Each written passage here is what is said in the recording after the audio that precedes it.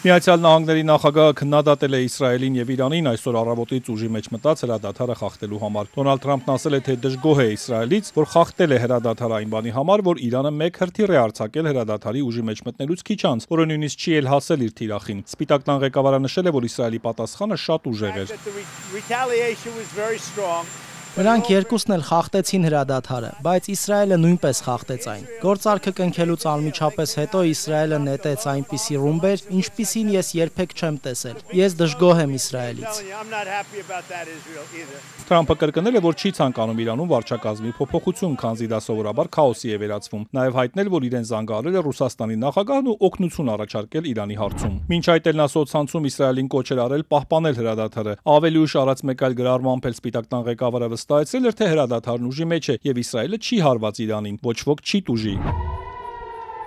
Իրանը հերքել է, թե խախտել է հրադադարը, պնդելով, որ հարվածը եղել է հրադադարից առաջ։ Ըստ իրանական լրատվամիջոցների, ի պատասխան Իսրայելը հարվածել է Թեհրանին, ոչնչացնելով ռադարային կայանք, նաև հյուսիսային Մազանդարան նահանգի երկու քաղաքի։ Իրանն իր հերթին զգուշացրել է, որ ցանկացած հետագա ագրեսիա կոշտ պատասխանի կարժանանա։ Իսրայելը հաստատել է, որ հրադադարից հետո հարվածել է Թեհրանում գտնվող ռադարային կայանքի, նաև եւս երկու այլ հարված հասցրել։ Ըստ կառավարության հաղորդագրության, սակայն ԱՄՆ նախագահի հետ վարչապետ Բենյամին Նեթանյահուի հեռախոսազրույցից հետո Իսրայելը ձեռնպահ է մնացել հարվածներից։ Իրանի եւ Իսրայելի միջև 12 օր տևած պատերազմից հետո Կատարի միջնորդությամբ ձեռք բերված հրադադարը ուժի մեջ էր մտել այսօր առավոտյան։ Ժամեր անց այն բանից հետո, երբ Իրանը 3 հրթիռներ արձակեց Կատարում ամերիկյան ռազմաբազայի ուղղությամբ։ Ի պատասխան նախորդ օրն Իրանի միջուկային գլխավոր օբյեկտներին ԱՄՆ-ի հասցրած հարվածների։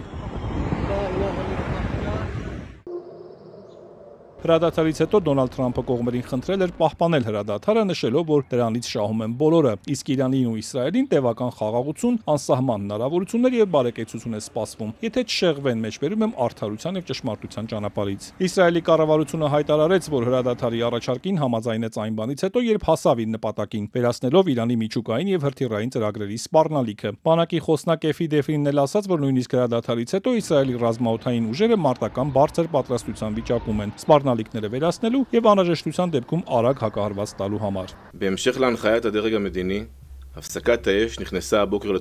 Այսօր առավոտյան կարելի է ասել, որ Իսրայելի պաշտպանության բանակը լիովին իրագործել է խոյացող առյուծ գործողության ընթացքում սահմանված բոլոր նպատակները։ Մինչդեռ Իրանից հակասական տեղեկություններ էին ստացվում հրադադարի վերաբերյալ։ Իրանական հեռուստաալիքները հաղորդում էին, որ այն ուժի մեջ է մտել։ Արգոս նախարարն էլ ասել էր, թե մտադիր չեն շարունակել պատասխան հարվածները, եթե Իսրայելը դադարեցնի կրակը։ Աբբաս Արաղչին նաև ասել էր, որ հրադադարի շուրջ համաձայնություն չկա, ակնարկելով, որ Իրանի վերջնական որոշումը կախված է Իսրայելի գործողություններից։ Ռուսաստանը զգուշավոր լավատեսությամբ ողջունել է Իրանի եւ Իսրայելի միջև հրադադարը։ Եթե իսկապես հնարավոր է եղել հրադադարի հասնել, ապա դա կարելի է միայն ողջունել։ Սա այն է, ինչին Ռուսաստանի Դաշնությունը կոչ է արել այս հակամարտության հենց սկզբից։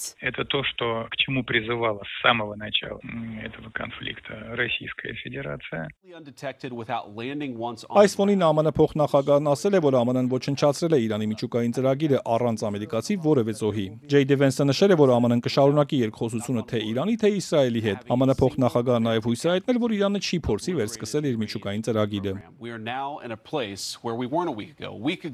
Մեկ շաբաթ առաջ Իրանը շատ մոտ էր միջուկային զենք ունենալու։ Հիմա Իրանը անկարող է միջուկային զենք ստեղծել իր ունեցած սարքավորումներով, քանի որ մենք դրանք ոչնչացրել ենք։ Սա շատ կարևոր է։